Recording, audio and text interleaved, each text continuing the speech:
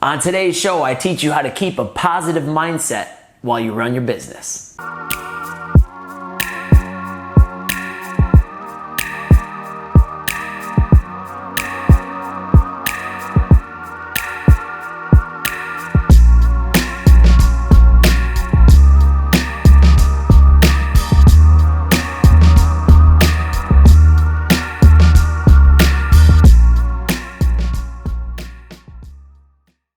Hello, ladies and gentlemen. It is still September 11th. I just got done shooting the Fit Life a minute ago, and right now we're shooting the Top Line Entrepreneur. We're a couple days behind on our shows, but we're going to make sure we get them out because we always believe we have a ton of value to offer you guys. Britt just got back from living the Fit Life, the real life, the AZ life. She just got back from Arizona. Her and Michelle were out in Arizona over the weekend from Friday through Monday.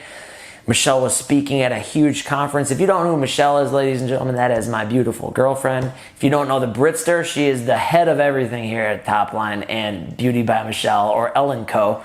Beauty Styling Salon. I always call it Beauty Salon, Styling Salon. They just got back, so we're a couple days behind on our shows, but we're going to make sure we get you guys some value. Again, just like the last one, if you guys tuned into the last show, or I don't know which show will get posted first, on the last podcast, we were reaching out to people on social media over the weekend. On Sunday, I put something out there to do a giveaway, to give away some of my favorite notebooks, the $1 million notebooks, as I describe them online, to people who are going to give us really good topics so we could talk about them on the show. And today, the question that I got is, how do you keep a positive mindset with the constant shifts in clients or management? Now, this is coming from CJ Putterman, one of my former Top Line athletes from 2012, local baseball player at Nicolay High School, and now he has also kind of followed in the footsteps of myself, and he's doing some training. He's currently at, I believe, the WAC? Is that pronounced W-A-C or W-A-C-K? The WAC? Yeah. No, I was just throwing that out there. Just kidding. Another great gym around here locally. And he's been training there. And he had a question. How do you keep a positive mindset? Now, in the fitness industry, like any service industry, you have turnovers in your clientele. You have turnovers. You don't help people always for a million years. They're not with you for a decade. Especially when you're training at a facility like that, even the turnover in trainers and training staff and management, it goes so much that you don't have that cohesive unit like we would have here at the Top Shop, where we're in it for the long haul, and we're always going to be trying to pay people and pay people up so we can keep them forever and advance them in their positions and get them traveling across the country and getting out of their comfort zone and putting all sorts of responsibility on them so that they can increase themselves so they don't just stay at the same level. Now, in business, entrepreneurship, or even if you're working in a business and you're an intrapreneur and you're working inside of a company and you have that entrepreneurial mindset to where you attack each day, you try and grow the company, you try and grow the top line of the revenue, and you're trying to push the envelope, you're always going to have some things that can make you feel a little upset, make you feel a little sad, make you feel a little depressed, and it's hard to stay positive all the time. Now, to address CJ's question, how do you keep a positive mindset with that constant turnover? My number one answer to that is going to be make sure you have new clients, right? In our business, in the training business, we're no different than any other service business. You have clients who come in, you deliver them great value. Hopefully they get exactly what they were hoping for, as long as they put the effort in. In this case, they have to show up and follow some things that they're not, I can't really watch over during the 23 hours they're not in here. Their diet, their sleep, their attitude, I can't really control that. But for the hour they're in here, they're delivered the best top of the line service you could possibly imagine. But some people are here for 3 months, some people are here for 3 years, and some people are here for a decade.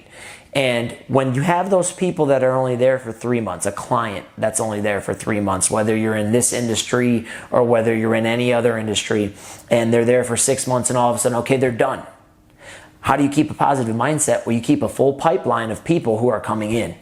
So, we've even had a few people who are training here, they're getting good results, and then they're like, for whatever reason, scheduling or prices or whatever it might be, they're not here anymore. That's not a big deal. That's not a negative thing.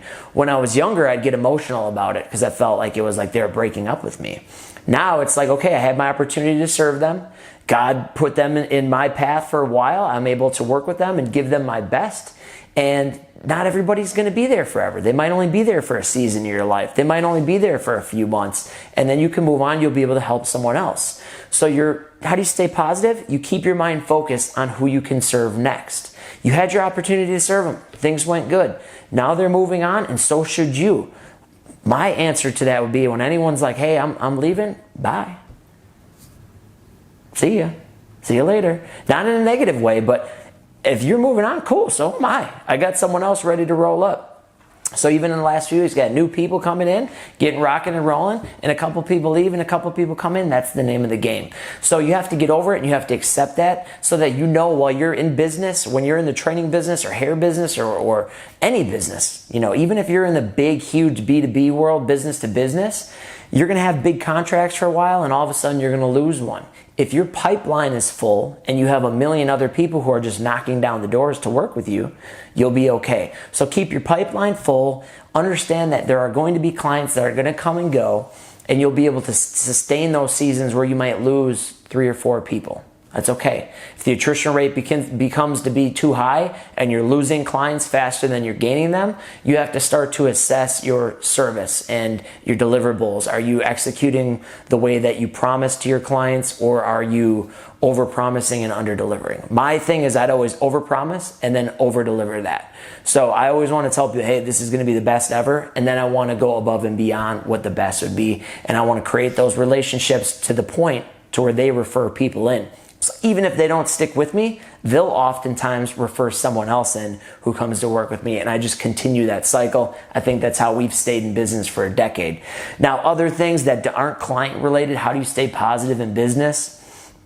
If you really want to stay positive in business, you have to have 2 things. The first thing is you have to know where you're going. You have to have a vision for where you're going.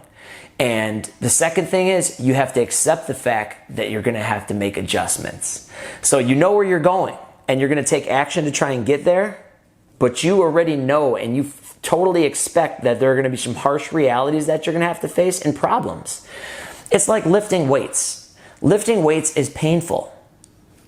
Lifting weights, straining, struggling, it is painful. Like if you just start training, you're going to be really, really sore for the next 2 weeks, right? In the book Principles, we talk about that as a first order consequence. The first order consequence of working out is pain. But the second and third orders are you get stronger and you look better, and another one would be you feel better.